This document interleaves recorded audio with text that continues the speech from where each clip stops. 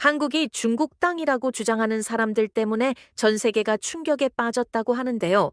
무슨 일인지 바로 사연 들어보시죠. 시청 전 구독은 아니더라도 좋아요 한 번씩 눌러주시면 정말 큰 힘이 됩니다. 비행기가 샌프란시스코 공항에 착륙했을 때 저는 상당히 기분이 좋았습니다. 45세 베이징에서 박사학위를 받고 지금은 대학교에서 동북사를 가르치는 교수로서 미국 명문대학 세미나에 초청받는다는 건 꽤 명예로운 일이거든요. 게다가 제 전공 분야인 만주사와 국경 문제를 다루는 자리였으니 자신감은 충만했죠. 공항에서 호텔로 향하는 택시 안에서 저는 노트북을 열어 발표 자료를 다시 한번 점검했습니다. 네, 제목은 동북 변경의 안정과 중국의 역사적 권리였어요. 고구려가 중국 지방 정권이었다는 논리, 간도가 역사적으로 청나라 변방이었다는 주장을 학술적으로 세련되게 포장한 내용이었죠. 중국 학계에서는 이미 검증된 논리였고, 저는 이걸 TV 프로그램에서도 여러 차례 설명했던 터라 어떤 질문이 나와도 막힘없이 답할 수 있다고 생각했습니다. 세미나 당일 강당은 생각보다 많은 사람들로 가득 차 있었습니다.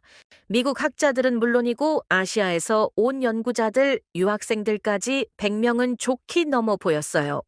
저는 단상에 올라 준비한 슬라이드를 넘기며 발표를 시작했습니다. 처음 20분간은 순조로웠죠. 몇몇 참석자들이 고개를 끄덕이는 모습도 보였고 제 논리 전개가 설득력 있게 전달되고 있다는 느낌을 받았습니다. 그런데 질의응답 시간이 되자 분위기가 달라지기 시작했어요. 뒷자리에 앉아있던 한 서양인 남성이 손을 들었습니다. 사회자가 그를 가리키며 발언 기회를 주었죠. 그는 천천히 일어나더니 자신을 마이클 해리스라고 소개했습니다. 아이비리그 대학 교수이자 국제법과 조약사 전문가라고 했어요. 해리스는 정중한 어조로 질문을 던졌습니다. 네, 교수님께서 간도 협약을 언급하셨는데 1909년 그 협약은 조선이 아닌 일본이 체결했습니다. 당시 조선은 이미 일본의 강제 보호 아래 있었죠. 식민 지배국이 피지배국의 영토를 임의로 처분한 조약이 국제법상 유효하다고 보십니까? 저는 순간 숨이 막히는 느낌을 받았습니다. 물론 간도 협약의 당사국이 일본이었다는 건 알고 있었어요. 하지만 중국 학계에서는 그 부분을 크게 문제 삼지 않았거든요. 결과적으로 현재 영유권이 중국에 있으니 그게 중요하다는 입장이었죠. 저는 잠시 머뭇거리다가 준비된 답변을 꺼내려 했습니다. 그런데 해리스는 거기서 멈추지 않았어요. 그는 가방에서 두툼한 파일을 꺼내더니 하나씩 자료를 제시하기 시작했습니다.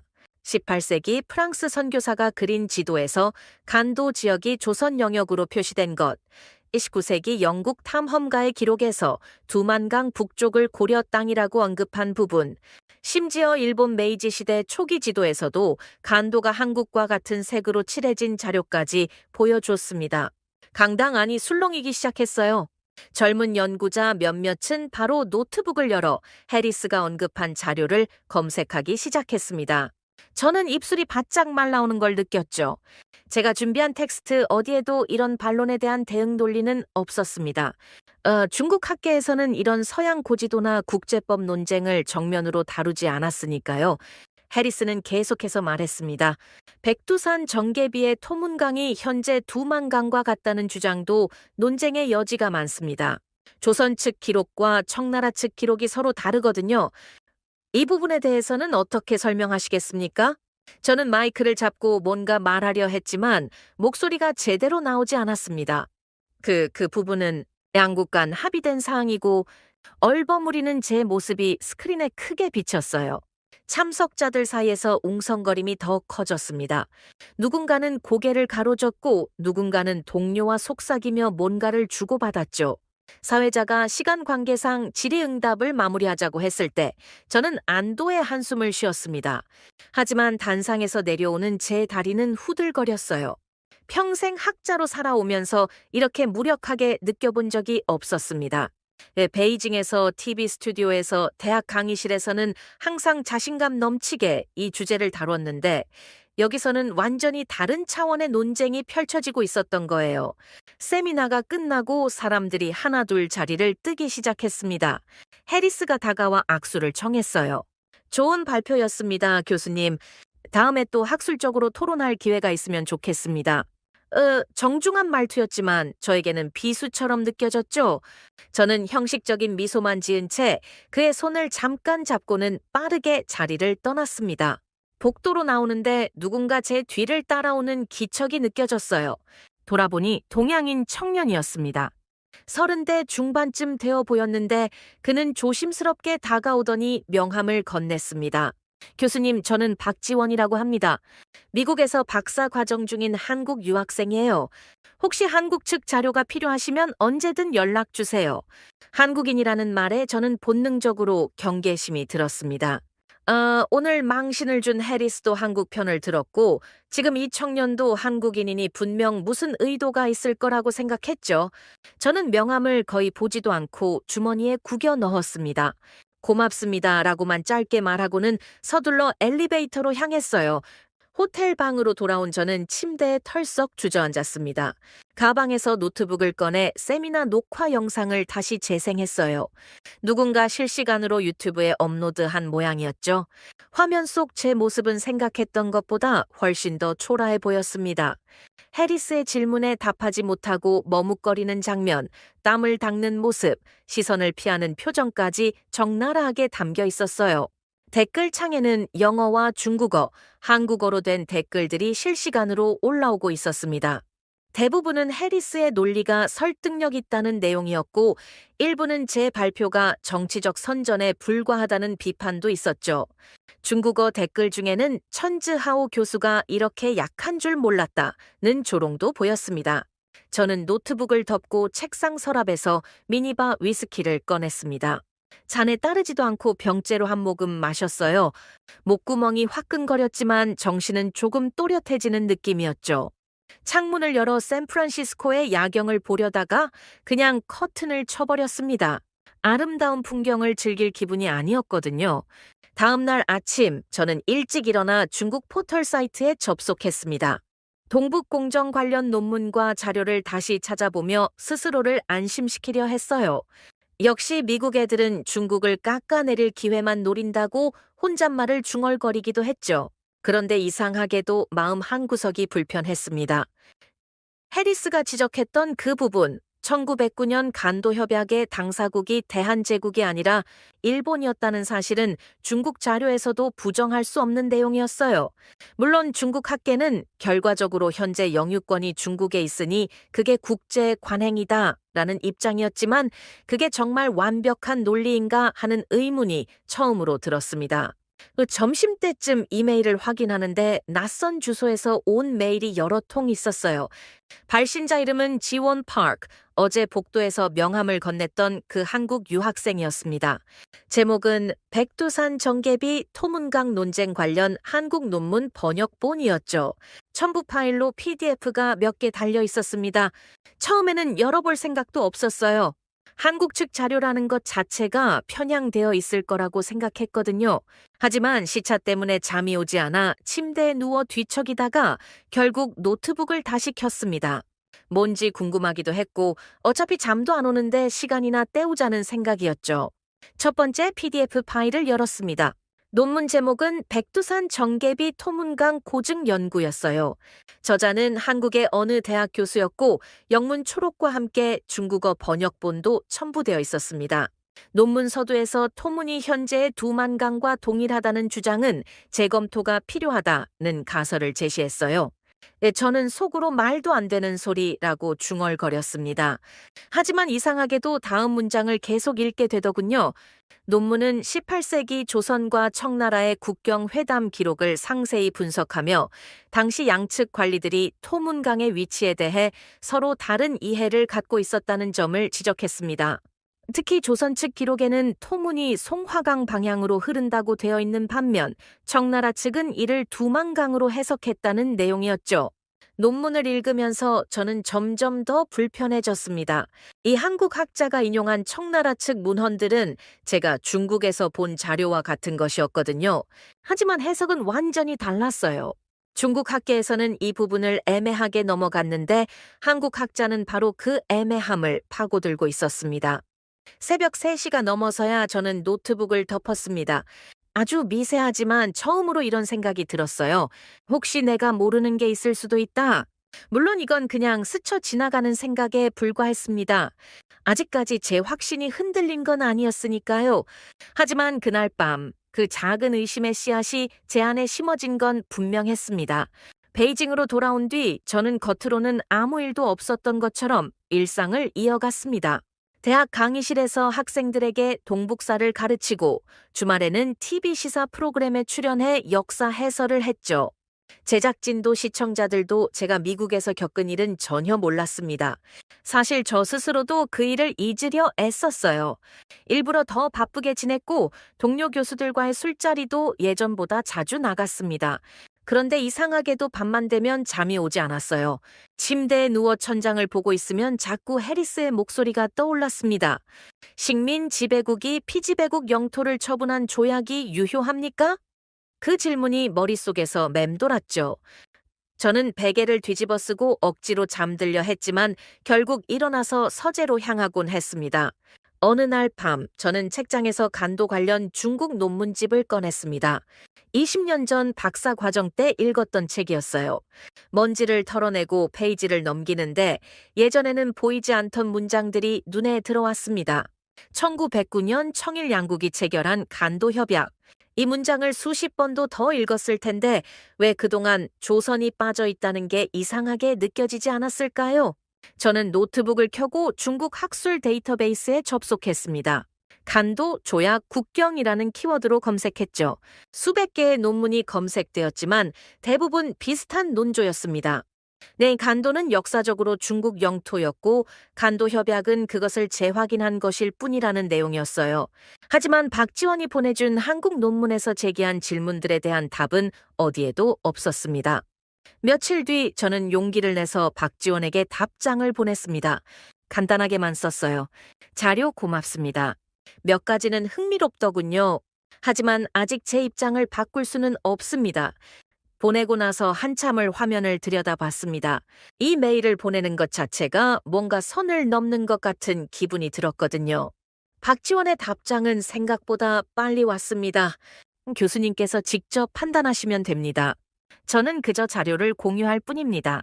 다만 한국 입장도 감정이 아니라 자료 위주라는 것만 알아주셨으면 합니다. 짧은 문장이었지만 묘하게 마음에 남았어요. 감정이 아니라 자료 위주.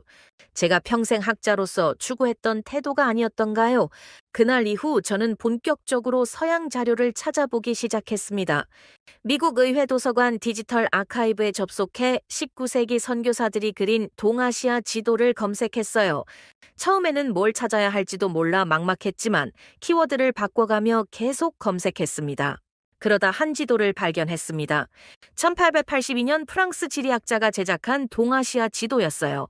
확대해서 보니 두만강 북쪽 지역이 조선과 같은 연한 노란색으로 칠해져 있었습니다.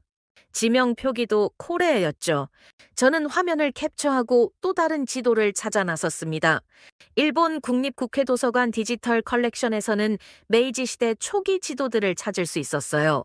놀랍게도 1870년대 일본 지도 여러 장에서 간도 지역이 조선과 같은 색으로 표시되어 있었습니다. 일본도 초기에는 그 지역을 조선 영역으로 인식했다는 뜻이었죠.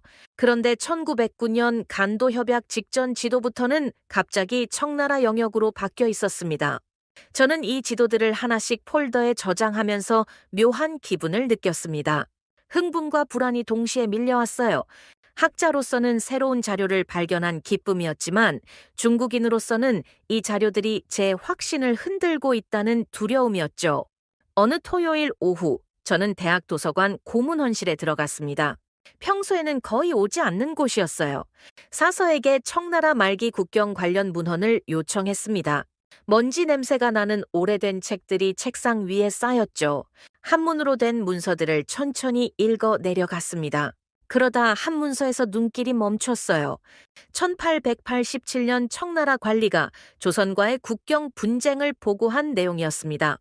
간도 지역 조선인 거주 문제는 계속되는 난제이며 조선 측은 이 지역이 자국 영토라 주장하나 우리 측 입장과 상충됨이라는 문장이 있었어요. 분쟁 지대라고 명시한 겁니다. 그런데 현대 중국 교과서 어디에도 이런 내용은 없었죠. 저는 휴대폰으로 그 페이지를 사진 찍었습니다. 손이 미세하게 떨렸어요.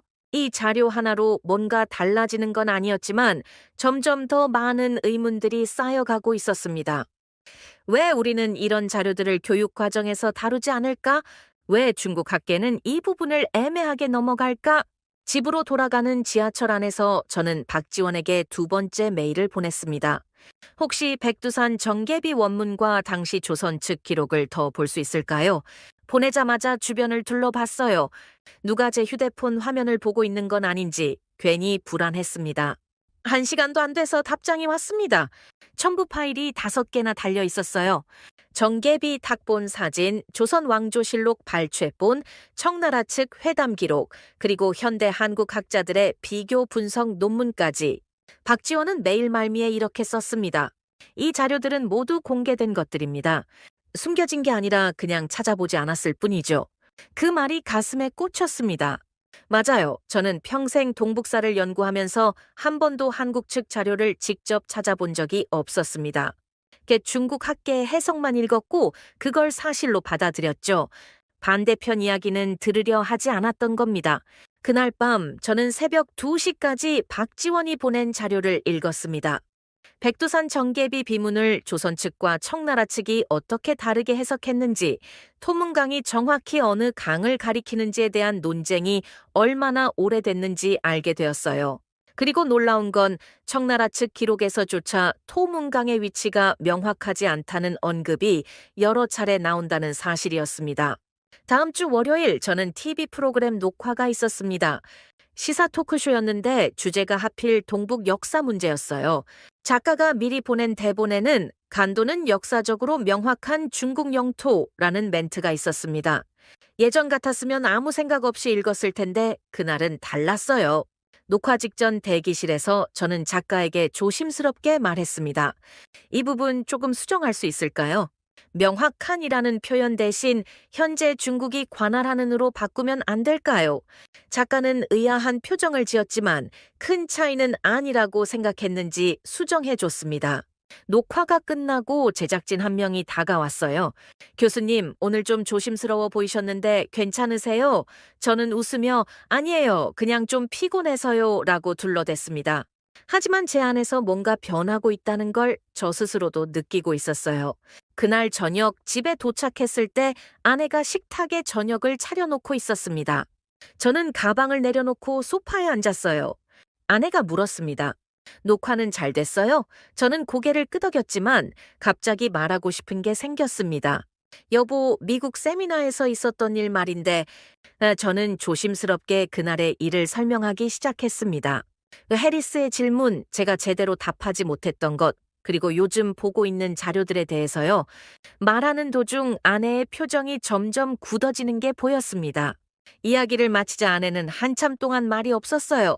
그러더니 천천히 입을 열었습니다. 당신이 뭘 하려는지 알겠어요. 하지만 생각해봐요. 우리 딸이 아직 중학생이에요. 당신이 이런 문제로 곤란해지면 아이 미래는 어떻게 되는 거예요? 목소리는 차분했지만 눈빛은 진지했습니다. 저는 아무 말도 할 수 없었습니다. 아내 말이 맞았으니까요. 중국에서 이런 민감한 역사 문제에 의문을 제기한다는 건 단순히 학술적 논쟁이 아니었습니다. 정치적 문제가 될 수 있었고, 그건 제 경력은 물론 가족 전체에 영향을 미칠 수 있었죠. 그날 밤 저는 서재에 혼자 앉아 있었습니다. 책상 위에는 제가 모아온 자료들이 쌓여 있었어요. 서양 고지도 출력물, 조선 왕조실록 번역본, 청나라 문서 사진들. 이 자료들은 분명 뭔가 중요한 걸 말해주고 있었습니다. 하지만 그걸 공개적으로 이야기하는 순간 저는 모든 걸 잃을 수도 있었죠. 저는 노트를 펼쳤습니다. 그리고 처음으로 솔직하게 한 문장을 적었어요. 간도 협약은 일본이 대한제국의 동의 없이 체결했다. 식민지 조약의 일종이다. 오늘날 기준으로는 문제 소지가 있다. 펜을 놓고 그 문장을 한참 바라봤습니다. 그 순간 두려움이 밀려왔어요. 이 노트가 누군가에게 발견되면 어떻게 될까? 혹시 대학에서 문제 삼으면 어떡하지? TV 출연도 끊기고 교수직도 위태로워질 수 있지 않을까? 저는 노트를 덮고 책장 깊숙한 곳에 밀어 넣었습니다. 하지만 머릿속에서는 그 문장이 계속 맴돌았습니다. 학자로서 진실을 외면하고 있다는 자책감과 가족을 지켜야 한다는 현실적 책임감이 부딪혔어요. 저는 책상에 팔을 꿰고 한숨을 쉬었습니다. 미국 세미나에서 받은 그 질문 하나가 제 삶 전체를 흔들기 시작하고 있었습니다. 한 달쯤 지났을 때 저는 박지원을 통해 한국의 어느 지방 국립대 교수와 화상 통화를 하게 되었습니다. 박지원이 먼저 제안했어요. 교수님과 비슷한 연구를 하시는 분인데 한번 대화해 보시면 도움이 될 것 같습니다. 저는 며칠을 고민했지만 결국 수락했습니다. 호기심이 두려움보다 컸던 거죠. 화상 통화는 늦은 밤에 진행됐습니다. 시차 때문이기도 했지만 사실 누가 볼까봐 조심스러웠던 이유가 더 컸어요. 화면에 나타난 한국 교수는 50대 중반쯤 되어 보였습니다. 인사를 나누고 나서 그분은 첫 마디를 이렇게 시작했어요. 전 교수님, 저는 오늘 감정적인 이야기를 하려는 게 아닙니다. 그냥 자료만 보시면 됩니다. 그 말투가 마음에 들었습니다. 공격적이지 않았고 설득하려는 느낌도 없었어요. 그분은 화면 공유를 켜더니 고지도 스캔본 하나를 보여줬습니다. 18세기 영국 탐험가가 그린 만주 지역 지도였는데 두만강 북쪽 일대가 Korean Territory라고 표기되어 있었어요. 이 지도만 보면 안 됩니다. 라고 그분이 말했습니다. 하나의 지도는 그냥 하나의 관점일 뿐이니까요. 하지만 이런 지도가 10개, 20개 나올 때는 다르죠. 그리고는 계속해서 다른 지도들을 보여줬습니다. 프랑스, 독일, 러시아 지리학자들이 그린 지도에서도 비슷한 표기가 나왔어요. 저는 화면을 넘기며 하나하나 확인했습니다. 물론 중국 영역으로 표시한 지도도 있었어요. 그분은 그것도 숨기지 않고 보여줬습니다. 이렇게 엇갈리는 자료가 나온다는 건 적어도 그 시기에 이 지역이 명확한 영토가 아니었다는 증거입니다. 분쟁지대였던 거죠. 다음으로 그분은 백두산 정개비 탁본을 보여줬어요. 저도 중국 자료로 본 적이 있었지만 한국 측 해석은 완전히 달랐습니다. 서위암록 동이토문이라는 비문에서 토문이 어느 강을 가리키는지가 핵심이었죠. 조선 측 기록에서는 토문강이 송화강 방향으로 흐른다고 되어 있었고 청나라 측은 애매하게 처리했다는 겁니다. 천 교수님, 이건 청나라 문서입니다. 그분이 한 문서를 띄웠어요. 1887년 청나라 관리의 보고서였습니다. 제가 베이징 도서관에서 봤던 바로 그 문서였죠. 여기 보시면 청나라도 간도 문제를 분쟁 지역으로 언급하고 있습니다. 중국 내부 자료예요. 저는 할 말을 잃었습니다. 제가 찾았던 그 자료를 한국 학자도 알고 있었고 오히려 더 체계적으로 정리해뒀더군요. 그분은 이어서 19세기 조선 관리들의 보고서, 백두산 일대를 조사한 탐사 기록, 간도에 살던 조선인들의 증언까지 보여줬습니다. 2시간 가까이 자료를 보고 나니 머리가 복잡해졌어요. 이건 단순히 한국이 우기는 게 아니었습니다. 네, 실제로 역사 기록상 논쟁의 여지가 충분했던 거예요. 그동안 중국 학계가 이 부분을 의도적으로 단순화시켰다는 생각이 들었습니다. 통화를 끝내기 전에 그분이 마지막으로 한마디 했습니다. 교수님, 우리는 중국을 적으로 만들고 싶지 않습니다. 다만 역사를 왜곡하지 말아달라는 거예요. 있었던 사실을 인정하는 게 그렇게 어려운 일입니까? 그 말이 가슴에 무겁게 남았습니다. 다음 날, 저는 국제법 전공 동료 교수에게 개인적으로 연락했습니다. 같은 대학 법학과 교수였는데 평소 친하게 지내던 사이였어요. 점심을 같이 하면서 조심스럽게 물었습니다. 식민지 시대에 지배국이 피지배국 영토를 제3국에 넘긴 조약이 국제법상 유효한가요? 동료는 젓가락을 놓고 저를 쳐다봤습니다. 왜 갑자기 그런 걸 물어보나? 저는 그냥 학술적 호기심이라고 둘러댔죠. 동료는 한참을 생각하더니 조심스럽게 말했습니다. 글쎄요, 현대 국제법 관점에서는 논란의 여지가 많습니다. 비엔나 협약 이전 조약들은 기준이 애매하지만 피지배국의 동의 없이 이루어진 영토 처분은 정당성 문제가 있죠. 구체적으로 말하면요, 제가 다시 물었습니다. 동료는 주변을 살피더니 목소리를 낮췄어요. 자네, 무슨 연구하려는 건가? 이런 질문은 조심해야 해. 어쨌든 학술적으로만 답하자면 식민지 조약의 효력은 현대 국제법에서 재검토 대상입니다. 여러 판례가 있어요. 저는 더 캐묻지 않았습니다. 동료의 경계하는 눈빛을 봤거든요. 대신 집에 돌아와 국제법 관련 자료를 찾아봤습니다. 샌프란시스코 강화 조약, 카이로 선언, 포츠담 선언을 하나씩 읽어 내려갔어요.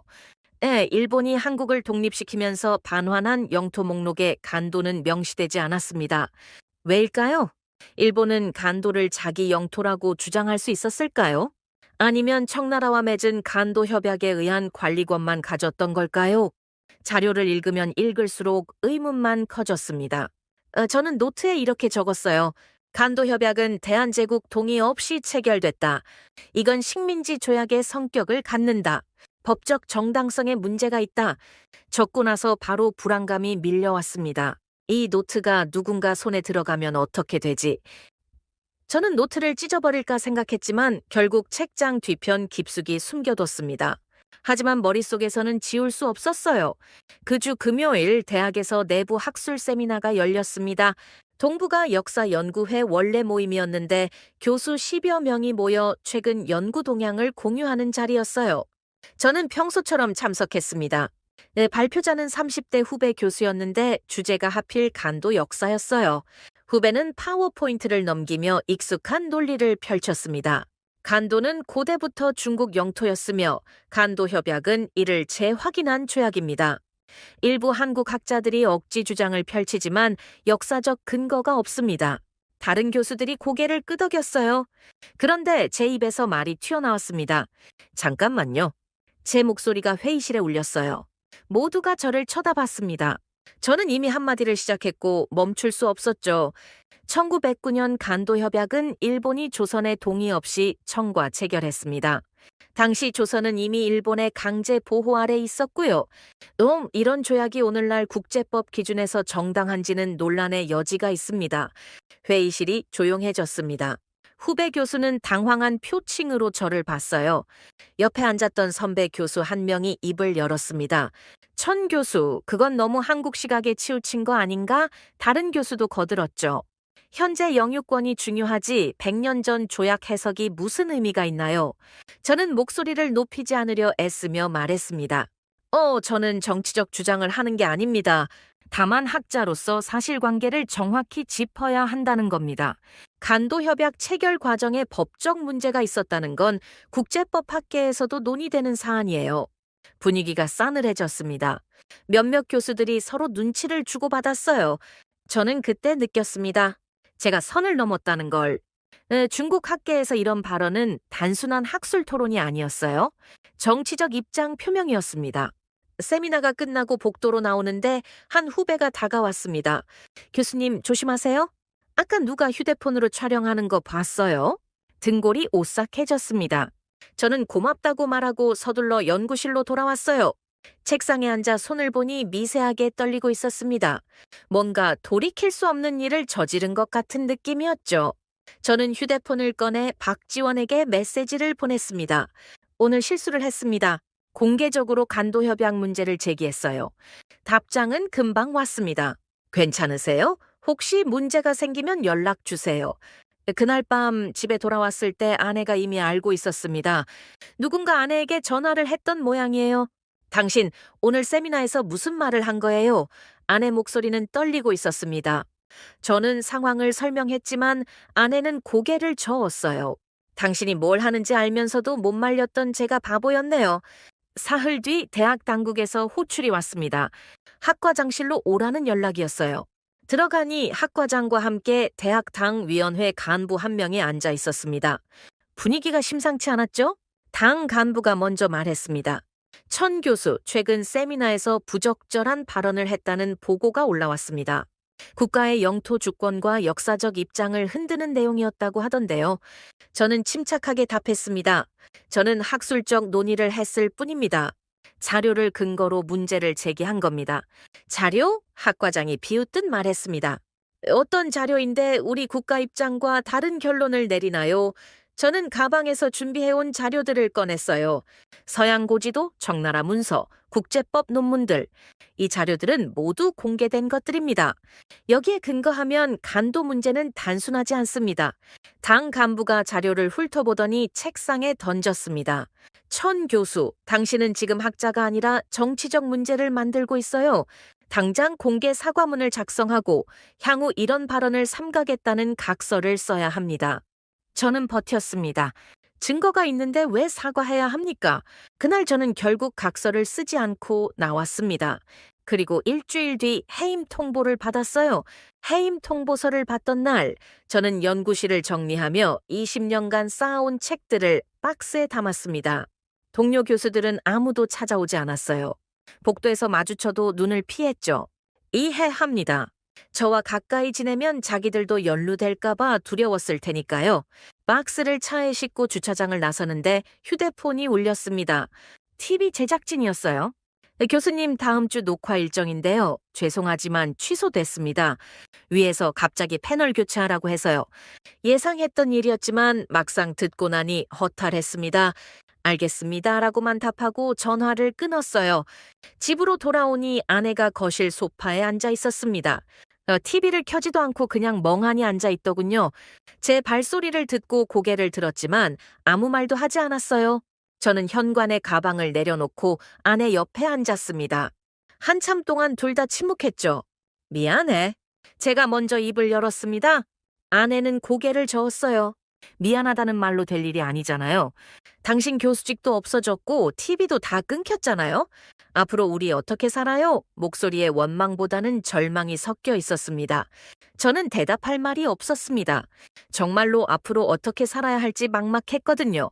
45년을 살면서 학자 말고는 다른 직업을 가져본 적이 없었어요. 그것도 중국에서 민감한 발언을 한 학자로 낙인 찍힌 상태에서 누가 저를 받아주겠습니까? 며칠 뒤 인터넷에 제 이야기가 퍼지기 시작했습니다. 누군가 세미나 영상 일부를 편집해서 올렸더군요. 제목은 한국 편드는 매국 교수였어요. 영상 아래 댓글은 욕설로 가득했습니다. 조선족한테 돈 받았나, 나라 팔아먹는 놈, 교수 자격 없다 같은 말들이었죠. 전화기를 꺼버리고 싶었지만 그럴 수도 없었습니다. 혹시 중요한 연락이 올지 모르니까요. 그런데 오는 전화마다 비난이었어요. 모르는 번호에서 걸려와서는 매국노 새끼라고 욕하고 끊어버리기도 했습니다. 결국 저는 전화기를 서랍에 넣어버렸어요. 일주일쯤 지났을 때 이메일 한 통을 받았습니다. 발신자는 마이클 해리스였어요. 미국 세미나에서 저를 궁지에 몰아넣었던 그 학자였죠. 제목을 보고 깜짝 놀랐습니다. I heard what happened to you. 이메일을 열어보니 이렇게 적혀 있었어요. 천 교수님, 당신이 중국에서 해고됐다는 소식을 들었습니다. 학술적 양심 때문에 직업을 잃은 학자를 저는 여러 명 봤습니다. 하지만 그들은 모두 결국 더 나은 곳에서 더 좋은 연구를 했어요. 미국으로 오십시오. 제가 우리 대학 동아시아 연구소에게 추천하겠습니다. 최소한 연구는 계속할 수 있습니다. 저는 화면을 한참 들여다봤습니다. 미국행. 그건 사실상 망명이나 다름없었어요. 중국을 떠난다는 건 가족과 떨어진다는 뜻이기도 했습니다. 아내와 딸을 데려갈 수도 없었죠. 중국 당국이 허락할 리 없었으니까요. 하지만 다른 선택지가 있었을까요? 중국에 남아서는 어차피 학계로 돌아갈 수 없었습니다. 그렇다고 다른 일을 하자니 이 나이에 뭘 할 수 있겠습니까? 저는 해리스에게 답장을 보냈습니다. 제안 고맙습니다. 진지하게 고려해 보겠습니다. 박지원에게도 연락했어요. 상황을 설명하니 그는 바로 움직였습니다. 교수님, 한국 측에서 도울 수 있는 부분이 있을 겁니다. 비자 서류 준비하는데 필요한 초청장이나 추천서 같은 거요. 제가 알아보겠습니다. 이틀 뒤 그는 한국연구재단 초청 서류 양식을 보내왔어요. 물론 서류상으로는 한국 기관 이름이 크게 드러나지 않았습니다. 미국 대학의 초청이 메인이었고 한국 측 지원은 뒤에서 조용히 이뤄졌죠. 그렇게 해야 중국 당국 눈에 덜 띄니까요. 박지원은 꼼꼼하게 챙겨줬어요. 교수님, 이 서류는 이렇게 작성하시고 이건 공증 받으셔야 합니다. 이제 준비 과정이 2달 정도 걸렸습니다. 그동안 저는 집에만 있었어요. 나가봤자 사람들 시선이 불편했고 할 일도 없었습니다. 하루 종일 책을 읽거나 인터넷으로 자료를 찾아봤죠. 아내와는 점점 말이 없어졌습니다. 아내도 지쳐 있었고 저도 미안해서 먼저 말을 걸기가 어려웠어요. 딸은 학교에서 괴롭힘을 당했습니다. 같은 반 아이들이 인터넷 기사를 보고 너희 아빠 매국 노래라고 놀렸다고 하더군요. 담임 선생님도 별로 도와주지 않았대요. 딸이 울면서 집에 돌아온 날 저는 처음으로 제 선택을 후회했습니다. 학술적 양심이 가족의 행복보다 중요했을까요? 비자가 나왔다는 연락을 받은 건 가을이었습니다. 출국일을 잡아야 했어요. 저는 아내에게 조심스럽게 말했습니다. 일단 제가 먼저 가서 자리를 잡으면 당신들도 데려오겠소. 아내는 쓴웃음을 지었어요. 그게 가능하다고 생각해요? 당신이 떠나면 우리는 여기 남아서 감시받을 텐데. 아내 말이 맞았습니다. 제가 미국으로 가면 남은 가족들은 당국의 주목을 받을 게 뻔했죠. 정기적인 면담, 행적 감시, 주변 사람들의 냉대. 그걸 알면서도 저는 떠나야 했습니다. 여기 남아서는 아무것도 할 수 없었으니까요. 출국 전날 밤 저는 딸과 단둘이 이야기를 나눴습니다. 딸은 중학교 2학년이었어요. 아빠 언제 돌아와? 딸이 물었습니다. 저는 솔직하게 답할 수 없었어요. 곧 돌아올게. 아빠가 공부 좀 더 하고 오면 그때는 다 나아질 거야. 딸은 고개를 끄덕였지만 눈물이 고여 있었습니다. 학교 애들이 아빠 욕해. 근데 아빠는 나쁜 사람 아니잖아. 그 말에 저는 목이 메었어요. 그래, 아빠는 나쁜 사람 아니야. 그냥 진실을 말했을 뿐이야. 나중에 크면 이해하게 될 거야. 공항에서 아내와 작별 인사를 했습니다. 짐은 캐리어 하나뿐이었어요. 아내는 울지 않으려고 애쓰는 게 보였습니다. 몸 조심해요. 그리고 너무 자책하지 마요. 당신이 틀린 건 아니니까. 그 말을 듣는 순간 저는 참았던 눈물이 터질 것 같았습니다. 비행기 창밖으로 베이징이 점점 멀어졌습니다. 45년을 살았던 도시, 교수로 일했던 대학, 가족이 있는 집. 모든 게 구름 아래로 사라졌어요. 저는 눈을 감았습니다. 미국에 가서 뭘 할 수 있을지, 정말로 연구를 계속할 수 있을지, 가족을 다시 만날 수 있을지 아무것도 확신할 수 없었습니다. 샌프란시스코에 도착했을 때 해리스가 공항에 나와 있었습니다. 악수를 나누며 그는 말했어요. 환영합니다, 전 교수님. 이제 여기서 제대로 된 연구를 시작할 수 있습니다. 저는 고개를 끄덕였지만 가슴 한쪽은 텅 비어 있는 느낌이었어요. 해리스가 마련해준 숙소는 대학 근처 작은 아파트였습니다. 원룸에 가까운 크기였지만 깨끗했어요. 짐을 풀고 침대에 앉았습니다. 베이징의 넓은 집, 책으로 가득했던 서재, 가족과 함께 먹던 식탁이 떠올랐죠. 이제 이 작은 방이 제 전부였습니다. 다음 날부터 저는 대학 도서관에 출근했습니다. 해리스가 연구원 자격으로 등록해줬거든요. 급여는 베이징에서 받던 것의 3분의 1도 안 됐지만 최소한 도서관과 아카이브를 자유롭게 쓸 수 있었어요. 그게 중요했습니다. 도서관에서 처음 한 일은 한국 자료 섹션을 찾는 것이었습니다. 생각보다 많은 책이 있었어요. 한국어로 된 역사책, 논문집, 고문서 번역본까지. 저는 한 권씩 꺼내서 읽기 시작했습니다. 물론 한국어를 완벽하게 읽을 수는 없었지만 한자가 섞여 있어서 대강 이해는 됐죠. 그러다 문득 깨달았습니다. 제대로 이해하려면 한국어를 배워야 한다고. 번역본만으로는 뉘앙스를 놓치게 되니까요. 저는 대학 평생교육권에서 운영하는 한국어 초급 강좌에 등록했습니다. 45살에 새로운 언어를 배우는 게 쉽지는 않았지만 다른 선택지가 없었어요. 주말마다 박지원이 화상으로 한국어를 가르쳐 줬습니다. 발음 교정, 문법 설명, 표현 연습까지. 교수님, 간도를 한국어로는 간도라고 하는데 북한에서는 간토라고 발음해요. 이런 차이도 알아두시면 좋습니다. 그는 정말 친절했어요. 석 달쯤 지나자 간단한 한국어 논문은 사전 찾아가며 읽을 수 있게 됐습니다. 그리고 처음으로 한국 학자들이 쓴 간도 관련 논문을 원문으로 읽었어요. 번역본으로 봤을 때와는 완전히 다른 느낌이었습니다. 문장 하나하나에 담긴 감정이 느껴졌거든요. 어느 논문에서 이런 구절을 읽었습니다. 간도는 우리에게 단순한 영토가 아니다. 잃어버린 역사에 대한 기억이자 회복되지 못한 정체성의 상징이다. 저는 그 문장 앞에서 한참을 멈췄어요. 중국인인 저는 간도를 그저 영토 문제로만 봤습니다. 하지만 한국인들에게는 그 이상의 의미가 있었던 거죠. 미국 생활이 반년쯤 지났을 때 저는 한국 학자들과 본격적으로 교류하기 시작했습니다. 박지원이 소개해준 온라인 연구 모임이었어요. 한국, 미국, 유럽에 흩어져 있는 한국사 연구자들이 한 달에 2번씩 화상으로 모여 논문을 발표하고 토론하는 자리였죠. 처음 참석했을 때 분위기가 어색했습니다. 제 소개를 듣고 다들 놀라는 눈치였거든요. 중국에서 동북공정을 가르치던 교수가 지금은 이쪽 연구를 한다고요? 한 교수가 직접적으로 물었어요. 저는 솔직하게 답했습니다. 제가 틀렸습니다. 그래서 이제라도 제대로 공부하려고 합니다.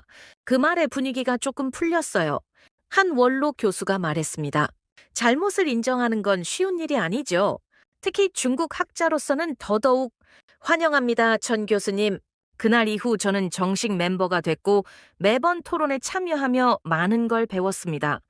한국 학자들과 이야기하면서 가장 놀라웠던 건 자료의 양이었습니다. 고구려, 발해, 조선시대 국경 기록이 정말 방대하게 보존되어 있더군요. 조선 왕조실록만 해도 간도 관련 기록이 수백 건이었어요. 백두산 정계비 설치 과정, 토문강 논쟁, 조선인 월경 문제 등이 상세히 기록되어 있었습니다. 어느 날 세미나에서 한 교수가 19세기 조선 관리의 장계를 소개했어요. 간도 지역에 우리 백성이 수천 호 거주하고 있으나 청나라가 이를 자기네 땅이라 우기고 있습니다. 라는 내용이었죠. 그 관리는 백두산을 직접 답사하고 토문강 위치를 확인했다고 보고했습니다. 저는 질문했습니다. 그런데 청나라 측 기록에서는 이 부분을 어떻게 반박했나요? 교수가 자료를 띄웠어요. 청나라는 명확한 반박을 하지 못했습니다. 다만 현실적으로 이미 관할하고 있다는 논리만 폈죠. 법적 근거보다는 시료 지배를 내세운 겁니다. 그 말을 듣고 저는 뭔가 깨달았습니다. 간도 문제는 법적으로는 애매했지만 힘의 논리로 정리됐던 거예요. 약한 나라의 주장은 아무리 근거가 있어도 무시됐고 강한 나라의 주장이 역사가 됐던 겁니다. 이게 바로 제가 평생 가르쳤던 중국식 역사관이었죠. 몇 주 뒤 한국의 어느 교수가 저에게 개인적으로 연락을 해왔습니다.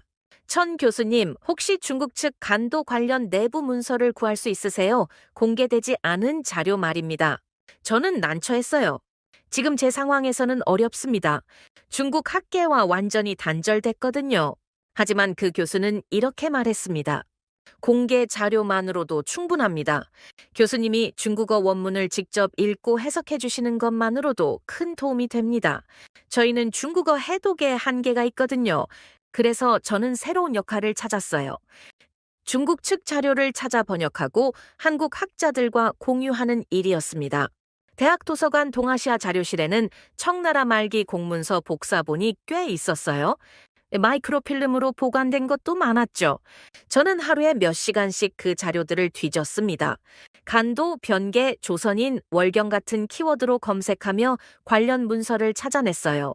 어느 날 1884년 길림 장군이 조선 문제를 보고한 문서를 발견했습니다. 두만강 이북 지역에 조선인이 대거 거주하고 있으며 조선 관리도 왕래하고 있음. 이 지역의 귀속이 불명확하여 분쟁이 잦음이라는 내용이었어요. 중국 관리조차 귀속이 불명확하다고 인정한 겁니다. 저는 이 문서를 스캔해서 한국 교수들에게 보냈습니다. 답장이 금방 왔어요? 천 교수님, 이건 중요한 자료입니다. 중국 내부에서도 간도를 분쟁 지역으로 봤다는 증거니까요. 논문에 인용해도 될까요? 저는 흔쾌히 동의했습니다. 물론입니다. 이 자료는 모두의 것입니다. 그렇게 몇 달을 보내며 저는 점점 더 많은 자료를 찾아냈어요. 그리고 그 과정에서 중국 학계가 의도적으로 생략했던 부분들을 발견했습니다. 불리한 기록은 언급하지 않고 유리한 부분만 강조하는 식이었죠. 학문이 아니라 정치였던 겁니다.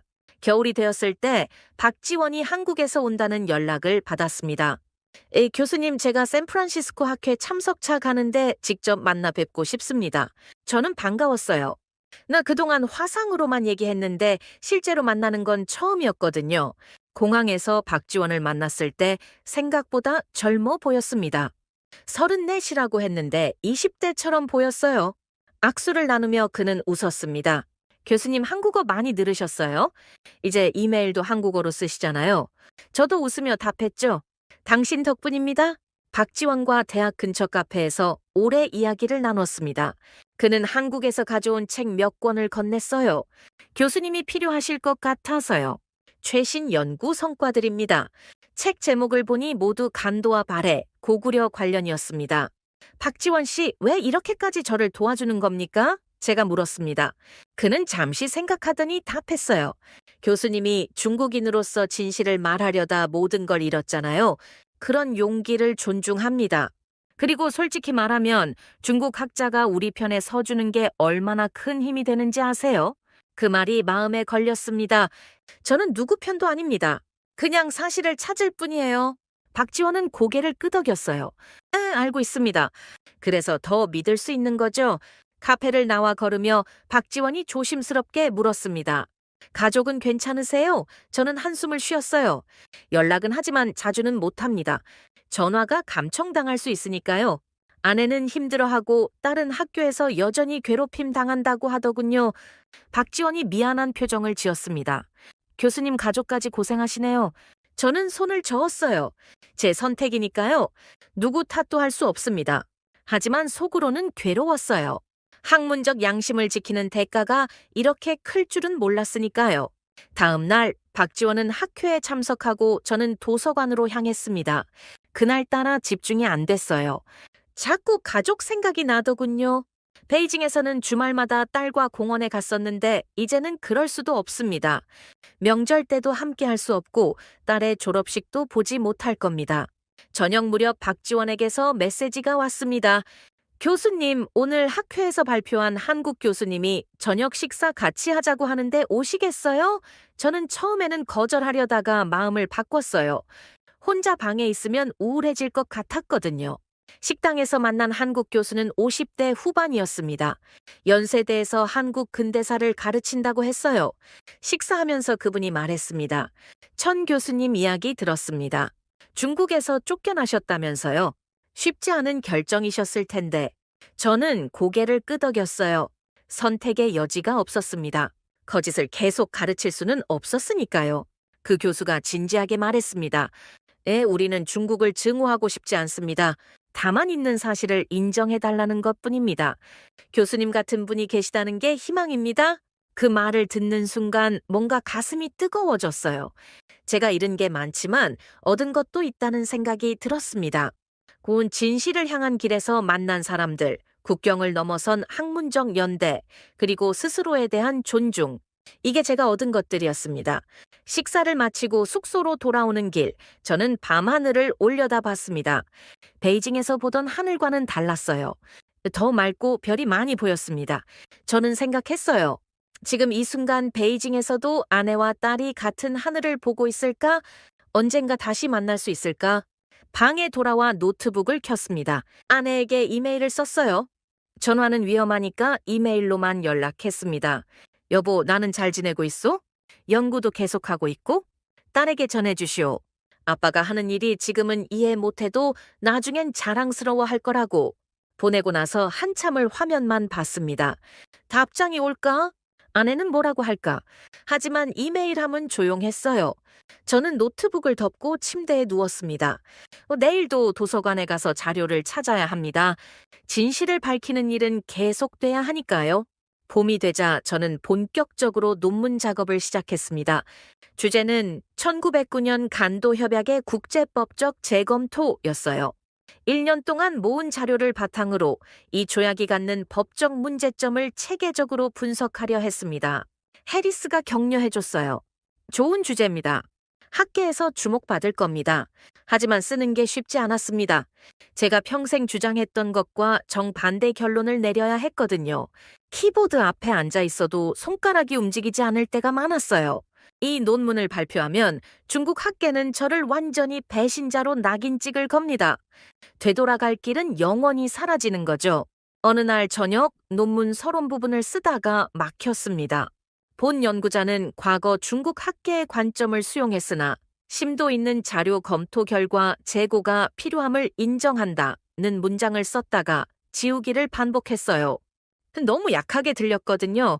하지만 너무 강하게 쓰면 중국을 정면으로 비판하는 게 되니까 조심스러웠습니다. 결국 박지원에게 전화했습니다. 이 부분을 어떻게 써야 할지 모르겠어요. 박지원은 잠시 생각하더니 말했습니다. 교수님, 솔직하게 쓰세요. 학자로서 틀렸다는 걸 인정하는 게 부끄러운 일이 아닙니다. 오히려 용기 있는 일이죠. 그 말을 듣고 저는 다시 썼습니다. 본 연구자는 20여 년간 중국 학계의 통설을 따라 간도 문제를 해석했다. 그러나 서양 고지도, 조선 측 기록, 청나라 내부 문서를 종합적으로 검토한 결과 기존 해석에 중대한 오류가 있음을 발견했다. 이번에는 지우지 않았어요. 논문을 쓰는 동안 한국어 실력도 많이 늘었습니다. 이제는 한국 논문을 사전 없이도 읽을 수 있었고 간단한 대화는 한국어로 할 수 있었어요. 또 한국 교수들과 화상 회의할 때도 가끔 한국어로 질문하면 다들 놀라워했습니다. 여름쯤 되어 논문 초고가 완성됐습니다. 80페이지 분량이었어요. 해리스에게 먼저 보여줬더니 꼼꼼히 읽어보고는 이렇게 말했습니다. 훌륭합니다.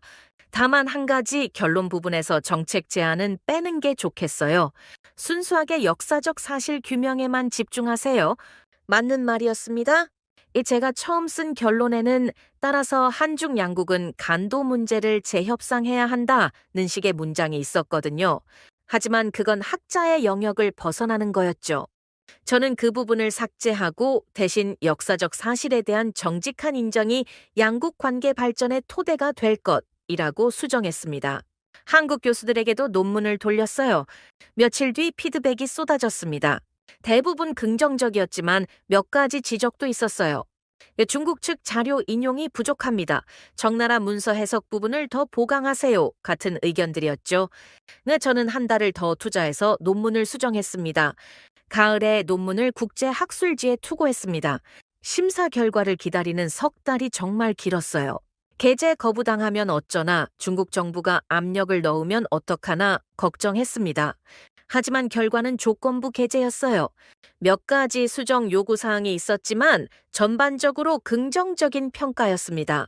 심사자 중 한 명은 이렇게 썼더군요. 중국 학자가 이런 주제로 이 정도 깊이의 연구를 했다는 것 자체가 의미 있다. 다만 감정을 완전히 배제하고 학술적으로만 접근한 점이 훌륭하다. 그 평을 읽고 안도의 한숨을 쉬었습니다. 논문이 정식 게재된 건 겨울이었습니다. 근데 온라인으로 먼저 공개됐는데 하루 만에 조회수가 1000을 넘었어요. 학계 반응이 뜨거웠습니다. 특히 한국 학자들 사이에서 화제가 됐죠. 중국 교수가 간도 협약의 문제점을 지적했다는 뉴스가 한국 언론에도 작게 보도됐습니다. 하지만 중국 쪽 반응은 예상대로였어요. 중국 학술 사이트 게시판에는 저를 비난하는 글이 올라왔습니다. 매국노 천즈하오, 한국 돈 받고 논문 쓴 파렴치한 같은 댓글들이었죠. 읽으면서 마음이 아팠지만 예상했던 일이었습니다. 더 힘든 건 개인 메시지였어요. 옛날 제자 중 한 명이 이메일을 보냈습니다. 네, 교수님, 어떻게 이러실 수 있습니까? 저는 교수님을 존경했는데 배신감이 듭니다. 그 학생은 제가 가르쳤던 우수한 학생이었거든요. 답장을 쓰려다가 결국 쓰지 못했습니다. 뭐라고 설명해야 할지 몰랐어요. 동료 교수 중 한 명도 연락을 해왔습니다. 천 교수, 자네 정신이 있나? 중국으로 돌아올 생각이면 당장 논문 철회하게. 안 그러면 영원히 못 돌아와. 협박 같기도 하고 충고 같기도 한 말이었어요. 저는 짧게 답했습니다. 염려 고맙지만 철회할 수 없네. 이게 사실이니까? 그 무렵 아내에게서 오랜만에 이메일이 왔습니다. 당신 논문 소식 들었어요. 여기서도 난리예요. 딸 학교에서 선생님이 불러서 면담했대요. 우리 정말 어떻게 살아야 하나요? 이메일을 읽고 한참을 멍하니 앉아 있었습니다. 제 선택이 가족에게 계속 고통을 주고 있었어요. 답장을 썼습니다. 여보, 정말 미안하오? 하지만 이미 돌이킬 수 없소? 나는 학자로서 할 일을 했을 뿐이오. 당신과 딸이 견뎌야 하는 게 너무 미안하지만 언젠가는 이해해 줄 거라 믿소. 보내고 나서 후회했어요. 너무 무책임한 말 같았거든요. 다음 날 해리스가 찾아왔습니다. 천 교수님 축하합니다. 논문이 이미 100번 넘게 인용됐어요. 학계에서 주목하고 있습니다. 하지만 저는 기쁘지 않았어요. 해리스 교수님, 전 가족을 잃고 논문을 얻은 것 같습니다. 해리스가 진지하게 말했습니다. 천 교수님, 진실을 말하는 데는 대가가 따릅니다. 하지만 그 대가를 치르지 않으면 세상은 변하지 않아요. 당신이 한 일은 의미가 있습니다. 위로가 됐지만 완전히 마음이 편해지지는 않았어요. 연말쯤 박지원이 좋은 소식을 가져왔습니다. 교수님, 내년 봄에 서울에서 열리는 국제학술대회에서 초청 간견을 요청했어요. 간도 문제를 주제로요. 저는 놀랐습니다. 한국에서요? 박지원이 웃으며 고개를 끄덕였어요. 네, 한국 학계가 교수님을 초청하고 싶다고 합니다. 한국 방문, 그건 제게 큰 의미였습니다. 1년 반 동안 미국에서 한국을 공부했지만 실제로 가본 적은 없었거든요. 가도 될까요? 중국 정부가 문제 삼지 않을까요? 박지원이 말했습니다. 교수님은 이미 중국과 결별하셨잖아요. 두려워할 게 없습니다. 맞는 말이었습니다. 저는 이미 중국 학계에서 매장됐고 가족과도 사실상 떨어져 있었어요. 잃을 게 더 있을까요? 오히려 이제는 제대로 된 길을 가야 할 때였습니다. 좋습니다. 가겠습니다. 초청장을 받고 나서 저는 간견 준비를 시작했습니다. 한국 청중 앞에서 무슨 말을 해야 할까? 네, 중국인 학자로서 간도 문제를 어떻게 설명해야 할까? 밤마다 원고를 쓰고 고쳤습니다. 한국어로도 일부 준비했어요. 적어도 인사말은 한국어로 하고 싶었거든요. 겨울이 깊어지는 동안 저는 간견 원고를 다듬었습니다. 서론에서는 제 과거를 솔직히 밝히고, 본론에서는 자료를 제시하고, 결론에서는 진실의 중요성을 강조하기로 했어요. 감정적이지 않게, 하지만 진심을 담아서 쓰려고 노력했습니다. 어느 날 밤 원고를 읽어보다가 문득 깨달았습니다. 1년 반 전 미국 세미나에서 망신당했던 그 순간이 제 인생을 바꿨다는 걸, 그때 해리스의 질문이 없었다면 저는 아직도 베이징에서 거짓을 가르치고 있었을 겁니다.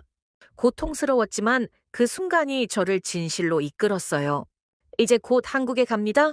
그곳에서 저는 중국인 학자로서 처음으로 한국 사람들 앞에 서게 됩니다. 두렵지만 동시에 설렙니다. 1년 반 동안 공부했던 그 나라를 직접 보게 되니까요. 그리고 그곳에서 저는 제 이야기를 할 겁니다. 한 중국인 학자가 어떻게 진실을 만났는지를요. 인천공항에 도착한 건 이른 아침이었습니다. 비행기에서 내려 입국장으로 향하는데 가슴이 두근거렸어요. 1년 반 동안 자료로만 보던 나라를 이제 직접 밟게 되는 거였죠. 한글로 된 안내판들이 낯설면서도 친근하게 느껴졌습니다. 입국 심사대를 지나는데 심사관이 여권을 보더니 잠깐 저를 쳐다봤어요. 중국 여권이니까 의아했을 겁니다. 방문 목적이 어떻게 되세요? 저는 준비한 한국어로 답했습니다. 학술대회 참석입니다. 발음이 어색했지만 심사관은 미소를 지으며 도장을 찍어줬어요. 공항 밖으로 나오니 박지원이 기다리고 있었습니다. 실제로 만난 건 샌프란시스코 이후 2번째였죠. 교수님, 한국에 오신 걸 환영합니다. 박지원이 반갑게 인사했어요. 저도 한국어로 답했습니다. 감사합니다. 드디어 왔네요. 차를 타고 서울로 향하면서 저는 창밖 풍경을 넋을 놓고 봤습니다. 고층 건물들, 한글 간판들, 거리를 걷는 사람들, 모든 게 신기했어요. 박지원이 말했습니다. 내일 학술대회고 오늘은 좀 쉬세요. 저녁에 교수님들이 환영 만찬을 준비하셨어요. 호텔에 짐을 풀고 잠깐 눈을 붙였습니다. 시차 때문에 피곤했거든요. 오후쯤 일어나 샤워를 하고 나니 조금 정신이 들었어요. 창밖을 보니 서울 시내가 한눈에 보였습니다. 이 도시 어딘가에 간도를 기억하는 사람들이 살고 있겠죠. 100년 전 잃어버린 땅을 아직도 잊지 못하는 사람들. 저녁 때 박지원이 데리러 왔습니다. 식당으로 향하는 차 안에서 그가 말했어요. 오늘 오시는 분들은 모두 교수님을 존경하는 분들입니다. 편하게 계세요. 하지만 긴장이 풀리지 않았어요. 제가 평생 적대시했던 나라의 학자들을 만나는 거니까요. 식당에 도착하니 5명의 교수가 기다리고 있었습니다. 모두 일어나서 저를 맞아줬어요. 제일 연세 많아 보이는 분이 먼저 악수를 청했습니다. 천 교수님, 뵙게 되어 영광입니다. 저는 고려대에서 한국사를 가르치는 김상훈입니다. 다른 교수들도 차례로 소개했어요. 서울대, 연세대, 한국학중앙연구원에서 온 분들이었습니다. 자리에 앉아 식사가 시작되자 분위기가 조금씩 풀렸어요. 김상훈 교수가 말했습니다. 교수님, 논문 잘 읽었습니다. 중국 학자가 그런 결론을 내렸다는 게 놀라웠어요. 저는 조심스럽게 답했습니다. 사실을 따라간 것뿐입니다. 학자로서 당연한 일이죠? 다른 교수가 거들었어요. 당연하지 않습니다. 특히 중국에서는요, 교수님이 치른 대가를 우리는 압니다. 식사하면서 많은 이야기를 나눴습니다. 간도 문제뿐 아니라 고구려사, 발해사, 동북아 역사 전반에 걸쳐 대화했어요. 놀라운 건 한국 학자들이 중국을 적대시하지 않는다는 거였습니다. 오히려 객관적으로 보려고 애쓰더군요. 한 교수가 이렇게 말했습니다. 우리는 중국이 강대국인 걸 부정하지 않습니다. 다만 역사를 왜곡하는 건 받아들일 수 없죠. 있었던 일을 없었다고 하고 우리 역사를 자기네 것이라고 우기는 게 문제입니다. 그 말을 듣고 저는 고개를 숙였습니다. 죄송합니다. 제가 그런 왜곡에 일조했습니다. TV에서 강의실에서 거짓을 전파했어요. 김상훈 교수가 손을 내저었습니다. 교수님, 이제 와서 사과하실 필요 없습니다. 중요한 건 지금 바른 길을 가고 계신다는 거예요. 식사가 끝나갈 무렵 한 젊은 교수가 조심스럽게 물었습니다. 교수님, 중국으로 돌아갈 생각은 없으세요? 저는 잠깐 생각했어요. 돌아갈 수 있을까요? 이미 매국노로 찍혔는데, 게다가 돌아가면 제가 배운 진실을 또 숨겨야 합니다. 그럴 수는 없죠. 박지원이 덧붙였습니다. 교수님은 이제 국경을 넘어선 학자가 되셨습니다. 중국 학자도 한국 학자도 아닌 진실을 추구하는 학자요. 그 말이 위로가 됐습니다. 제가 잃은 조국 대신 얻은 게 있다면 아마 그런 정체성일 겁니다. 다음 날 아침 학술대회장에 도착했습니다. 서울 시내 한 대학 강단기였는데 생각보다 많은 사람이 모여 있었어요. 200명은 넘어 보였습니다. 대부분 학자와 학생들이었지만 일반인들도 꽤 있었어요. 대기실에서 강연 자료를 마지막으로 점검하는데 손이 떨렸습니다. 1년 반 전 미국 세미나에서의 악몽이 떠올랐거든요. 그때는 준비 없이 당했지만 오늘은 다릅니다. 저는 제대로 준비했고 진실을 말할 겁니다. 사회자가 저를 소개했습니다. 다음 연사는 중국에서 동북사를 전공하셨다가 현재는 미국에서 연구하고 계신 천즈하오 교수님입니다. 간도 문제에 대한 획기적인 논문으로 학계의 주목을 받으신 분이죠. 단상에 올랐습니다. 청중들이 박수를 쳐줬어요. 저는 마이크 앞에 서서 먼저 한국어로 인사했습니다. 안녕하세요. 만나서 반갑습니다. 발음이 서툴렀지만 청중들이 웃으며 더 큰 박수를 보냈습니다. 이어서 영어로 간견을 시작했어요. 슬라이드를 넘기며 말했습니다. 저는 불과 2년 전까지 간도는 논쟁의 여지가 없는 중국 영토라고 믿었습니다. 그리고 그렇게 가르쳤습니다. 베이징 대학 강의실에서 중국 저녁에 방송되는 TV 프로그램에서 말이죠. 청중이 조용해졌습니다. 저는 계속했어요. 하지만 미국 세미나에서 한 학자의 질문을 받고 제 확신이 흔들리기 시작했습니다.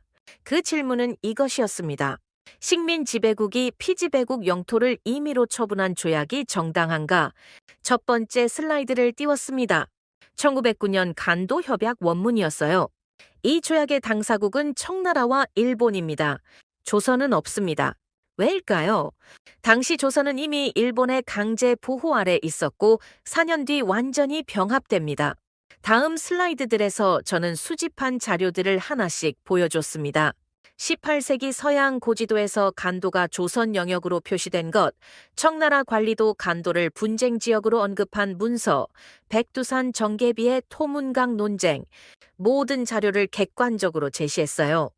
저는 오늘 간도가 법적으로 지금 당장 한국 영토가 되어야 한다고 주장하러 온 게 아닙니다. 저는 천천히 말했습니다. 다만 최소한 한 가지는 분명히 말씀드릴 수 있습니다. 간도는 단 한 번도 중국만의 역사였던 적이 없습니다. 청중 사이에서 작은 소란이 일었어요. 누군가는 고개를 끄덕이고 누군가는 눈물을 닦았습니다. 저는 마지막 슬라이드를 띄웠어요. 강대국의 역사는 자신이 틀렸을 때 이를 고칠 수 있을 때 더 위대해진다. 중국이 진정한 대국이 되려면 간도 같은 문제를 덮는 나라가 아니라 직시하고 반성할 줄 아는 나라가 되어야 합니다. 강연이 끝나자 박수가 터져 나왔습니다. 일어서서 박수치는 사람도 있었어요. 저는 고개를 숙여 인사했습니다. 내려오는데 다리가 후들거렸어요. 해냈다는 안도감과 돌이킬 수 없는 길을 왔다는 두려움이 동시에 밀려왔습니다. 질의응답 시간에 한 청중이 물었습니다. 교수님은 중국인인데 왜 한국 편을 드시나요? 저는 웃으며 답했어요. 저는 누구 편도 들지 않습니다. 다만 사실의 편에 섰을 뿐입니다. 역사의 국적은 없습니다. 또 다른 질문이 나왔습니다. 가족은 어떻게 되셨나요? 저는 잠시 말을 멈췄어요. 아내와 딸이 베이징에 있습니다. 제 선택 때문에 고생하고 있죠. 그게 제일 가슴 아픕니다. 목소리가 떨렸지만 솔직하게 답했습니다. 간견이 끝나고 해리스가 다가왔습니다. 한국까지 날아온 거였어요. 천 교수님, 이제야 진짜 학자가 되셨습니다. 1년 반 전 샌프란시스코에서도 똑같은 말을 했었죠. 하지만 이번에는 느낌이 달랐습니다. 정말로 학자가 된 것 같았거든요. 박지원이 옆에서 조용히 말했습니다. 교수님, 언젠가 한국에서 강연해달라고 했었죠? 오늘 그 약속을 지키셨어요? 저는 그의 어깨를 가볍게 두드렸습니다. 당신 덕분입니다. 당신이 없었다면 저는 아직도 베이징에서 거짓을 가르치고 있었을 겁니다. 저녁에 다시 교수들과 만났습니다. 김상훈 교수가 말했습니다. 교수님, 오늘 간견 감동적이었습니다. 나 우리 학교에서 정식으로 초빙 교수 제안을 하고 싶은데 고려해 보시겠어요? 저는 놀랐습니다. 한국에서 가르치라는 말씀입니까? 네, 물론 중국어로 강의하셔도 되고 천천히 한국어를 배우셔도 됩니다. 너 교수님 같은 분이 한국 학생들을 가르친다면 큰 의미가 있을 겁니다. 저는 잠시 생각했어요. 미국에서 연구원으로 사는 것과 한국에서 교수로 사는 것, 어느 쪽이 나을까? 고민해 보겠습니다. 라고 답했지만 사실 마음은 기울고 있었습니다. 한국에서라면 제가 배운 진실을 더 많은 사람에게 전할 수 있을 테니까요. 서울에서 보낸 일주일은 제 인생에서 가장 의미 있는 시간이었습니다. 학술대회 간견 이후 여러 대학을 방문했고 한국 학자들과 깊이 있는 대화를 나눴어요. 그들은 저를 동료로 받아들였고 제 과거를 비난하지 않았습니다. 오히려 용기를 냈다고 격려해줬죠. 미국으로 돌아가기 전날 박지원이 특별한 곳에 가자고 했습니다. 교수님이 꼭 봐야 할 곳이 있어요. 차를 타고 한참을 가니 서울 외곽의 작은 기념관이 나왔어요. 간도와 만주 이주 역사를 다룬 곳이었습니다. 전시실에 들어서니 100년 전 사진들이 벽에 걸려 있었습니다. 간도로 이주한 조선인 가족들, 황무지를 개간하는 모습, 학교를 세우고 아이들을 가르치는 장면들, 사진 속 사람들의 눈빛이 제 가슴을 찔렀어요. 이들은 자기 땅이라고 믿었던 곳에서 쫓겨났고 결국 역사의 희생자가 됐습니다. 한 코너에는 1909년 간도협약 원문 복사본이 전시되어 있었어요. 바로 제가 논문에서 다뤘던 그 문서였습니다. 옆에 설명문이 있었는데 일본이 조선의 주권을 무시하고 체결한 불법 조약이라고 적혀 있었어요. 1년 반 전에는 이 설명을 읽었다면 코웃음 쳤을 겁니다. 하지만 지금은 달랐죠. 박지원이 조용히 말했습니다. 교수님, 이 사람들에게 간도는 그냥 땅이 아니었어요. 삶의 터전이었고 꿈이었고 미래였습니다. 그걸 하루아침에 빼앗긴 거예요. 저는 고개를 끄덕였습니다. 이제야 이해했어요. 왜 한국 사람들이 100년이 지난 지금도 간도를 잊지 못하는지? 전시관을 나오며 저는 생각했습니다. 제가 중국에서 가르쳤던 내용이 얼마나 많은 사람을 상처 입혔을까? TV에서 자신 있게 말했던 간도는 중국 땅이라는 한마디가 누군가에게는 가슴에 못을 박는 말이었을 거예요. 그 죄책감이 무겁게 눌러왔습니다. 공항으로 가는 차 안에서 박지원이 물었습니다. 교수님, 고려대 제안은 어떻게 하실 거예요? 저는 창밖을 보며 답했어요. 받아들이려고 합니다. 미국에서 연구만 하는 것보다 한국에서 학생들을 가르치는 게 더 의미 있을 것 같아요. 박지원이 웃으며 말했습니다. 좋은 선택입니다. 교수님이 한국에 계시면 저도 자주 뵐 수 있겠네요. 저도 웃었어요. 당신한테 한국어를 더 배워야겠어요. 학생들 앞에서 어눌한 한국어로 강의할 수는 없잖아요. 샌프란시스코로 돌아온 뒤 저는 해리스에게 한국 대학의 제안을 받아들이겠다고 말했습니다. 해리스는 아쉬워하면서도 이해한다고 했어요. 천 교수님, 당신은 이제 중국과 한국, 그리고 세계를 잇는 다리가 됐습니다. 어디에 계시든 중요한 일을 하실 겁니다. 한국으로 가기 전 정리할 게 많았습니다. 1년 반 동안 모은 자료들을 정리하고 미국 대학과 절차를 밟고 새로운 비자를 준비했어요. 그 과정에서 아내에게 메일을 보냈습니다. 여보, 나는 곧 한국으로 갑니다. 그곳 대학에서 가르칠 겁니다. 당신과 딸을 데려오고 싶지만 지금은 어렵다는 걸 압니다. 하지만 언젠가는 다시 만날 수 있을 거라 믿습니다. 답장은 오지 않았습니다. 이해했어요. 아내에게 저는 가족을 버린 사람일 테니까요. 딸도 아빠를 원망할 겁니다. 그 상처는 제가 평생 안고 가야 할 짐이었어요. 여름에 서울로 왔습니다. 이번에는 일주일 방문이 아니라 정착이었죠. 대학에서 제공한 숙소는 작지만 아늑했어요. 창밖으로 캠퍼스가 보였고 학생들이 오가는 모습이 정겹게 느껴졌습니다. 개강 전 저는 한국어 공부에 매달렸습니다.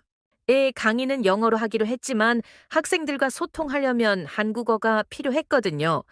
매일 아침 한국어 교재를 펴고 발음 연습을 했어요. 46살에 새 언어를 배우는 게 쉽지는 않았지만 포기할 수 없었습니다. 첫 강의 날 강의실에 들어서니 30명 정도의 학생이 앉아 있었습니다. 대학원 과정이었고 주제는 동북아 역사 논쟁의 재검토였어요. 저는 영어로 자기소개를 시작했습니다. 저는 천즈하오입니다. 중국에서 왔지만 지금은 여러분과 함께 진실을 배우려 합니다. 학생들이 집중하는 게 느껴졌어요. 제 이야기가 이미 알려졌던 모양이었습니다. 한 학생이 손을 들고 물었어요. 교수님은 왜 중국 입장을 버리셨나요? 저는 잠시 생각하고 답했습니다. 저는 중국을 버린 게 아닙니다. 거짓을 버렸을 뿐이죠. 진정으로 중국을 사랑한다면 중국이 잘못한 부분도 인정해야 합니다. 수업은 토론 위주로 진행했어요. 학생들에게 중국 자료와 한국 자료를 함께 읽게 하고 스스로 판단하게 했습니다. 여러분이 직접 보고 생각하세요. 제 말을 맹신하지 마세요. 자료가 말하게 하세요. 이게 제가 배운 교훈이었으니까요.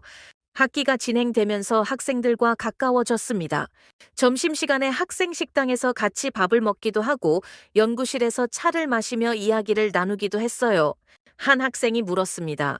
교수님, 가족은 언제 오세요? 저는 쓴웃음을 지었어요. 글쎄요. 아직은 어렵습니다. 가을쯤 되어 저는 한국어로 간단한 대화가 가능해졌습니다. 학생들과 한국어로 농담도 주고받았어요.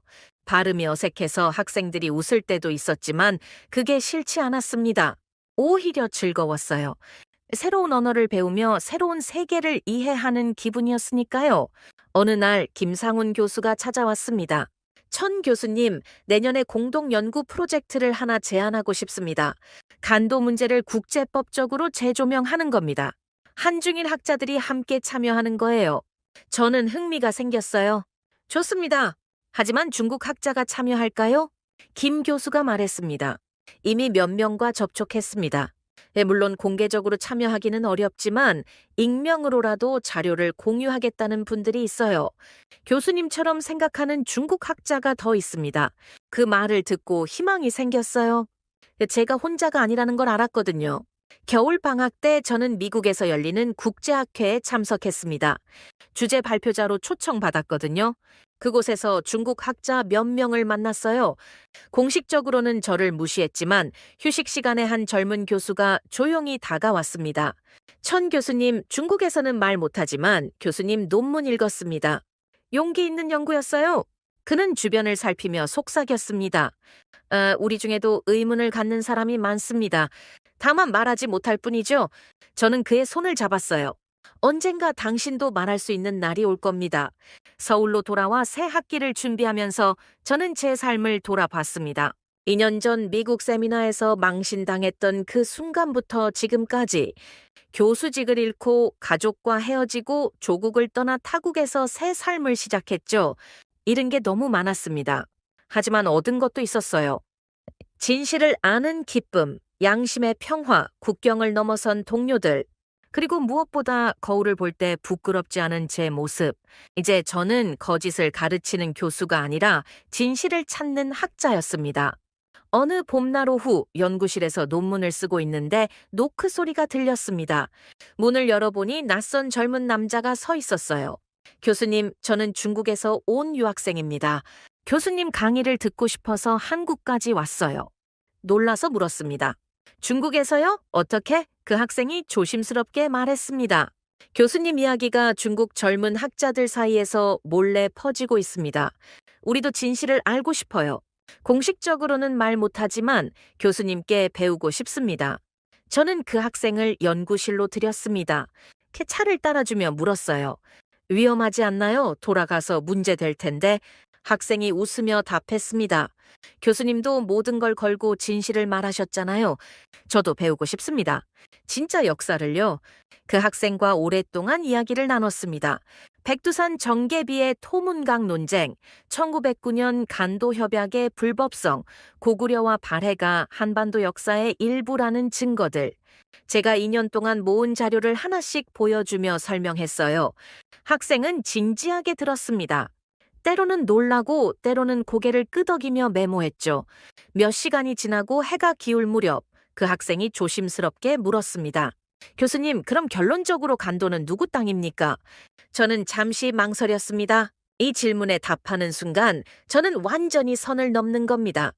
중국인으로서 마지막 남은 자존심마저 내려놓는 거죠. 하지만 더 이상 거짓말할 수 없었습니다. 역사적으로, 법적으로 볼 때 저는 천천히 하지만 분명하게 말했습니다. 간도는 한국 땅입니다. 그 말을 하는 순간 제 가슴이 무거워졌지만 동시에 가벼워졌어요. 46년 동안 중국인으로 살면서 한 번도 해본 적 없는 말이었습니다.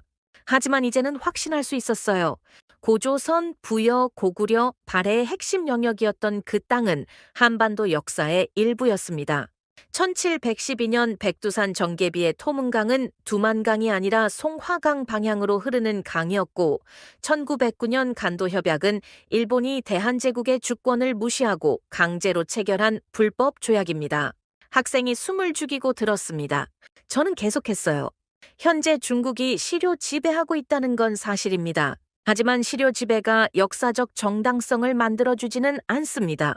힘으로 빼앗은 땅은 힘으로 빼앗은 것일 뿐 원래 주인이 바뀌는 게 아니에요. 제 목소리가 떨렸습니다.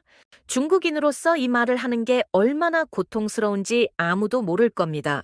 하지만 학자로서 양심을 가진 인간으로서 더 이상 외면할 수 없었어요.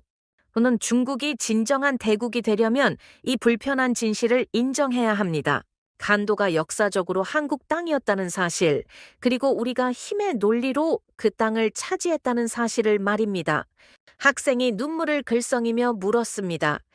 그럼 교수님은 중국을 배신한 겁니까? 저는 고개를 저었어요. 아닙니다.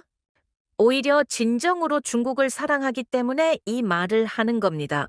거짓 위에 세운 대국은 진짜 대국이 아니에요. 잘못을 인정하고 바로잡을 수 있는 나라가 진정으로 존경받는 나라입니다. 그날 저녁 연구실에 혼자 남아 창밖을 바라봤습니다. 서울의 불빛들이 반짝이고 있었어요. 이 도시 어딘가에 100년 전 간도를 떠나야 했던 사람들의 후손이 살고 있겠죠. 그들에게 간도는 단순한 영토가 아니라 잃어버린 역사이자 회복되지 못한 정체성이었습니다. 저는 노트를 펴고 마지막 문장을 적었습니다. 중국인 학자로서 나는 이제 분명히 말한다. 간도는 역사적으로 법적으로 한국의 땅이다. 현재 중국이 지배하고 있다는 사실이 이 진실을 바꾸지는 못한다. 언젠가 양국이 이 문제를 정직하게 마주할 날이 오기를 바란다. 그날이 와야만 진정한 한중 우호가 가능할 것이다. 펜을 놓고 그 문장을 한참 바라봤습니다. 이 노트가 공개되면 저는 중국으로 영원히 돌아갈 수 없을 겁니다. 하지만 괜찮았어요. 진실을 말하는 것보다 중요한 게 어디 있겠습니까? 46살, 저는 드디어 완전한 학자가 되었습니다. 국적도 정치도 두려움도 벗어던지고 오직 진실만을 말하는 사람, 간도가 한국 땅이라는 이 불편한 진실을 중국인의 입으로 말할 수 있게 된 사람, 가족을 그리워하지만 제 선택을 후회하지 않습니다. 언젠가 딸이 커서 이 이야기를 들으면 아빠가 왜 그런 선택을 했는지 이해해 줄 거라고 믿습니다. 진실은 때로 고통스럽지만 결국 자유를 줍니다. 저는 이제 자유로운 사람입니다. 지금까지 천즈하오 씨의 사연 어떠셨나요? 중국 학자가 자료를 통해 확인한 충격적인 진실, 간도는 한국 땅이다 였습니다. 고구려와 발해가 건설했던 그 광활한 땅, 우리 선조들이 삶의 터전으로 일군 간도의 진실이 드러났죠. 백두산 정계비의 토문강, 1909년 간도협약의 불법성까지 객관적 자료들이 말해주고 있습니다. 비록 현재는 중국이 차지하고 있지만 역사적 정당성만큼은 분명하다는 사실을 확인했어요. 그는 우리 민족사에 웅장했던 영토, 그 기억이 완전히 사라지지 않았다는 게 놀랍습니다. 때로는 진실이 예상치 못한 곳에서 예상치 못한 사람을 통해 밝혀지기도 하는군요. 간도에 대한 우리의 역사적 권리가 객관적으로 입증된 소중한 증언이었습니다. 여러분들의 생각을 댓글로 남겨주세요. 여러분의 관심이 더 좋은 콘텐츠를 만드는 원동력이 됩니다. 감동을 향한 여정, 감동 여행이었습니다. 감사합니다.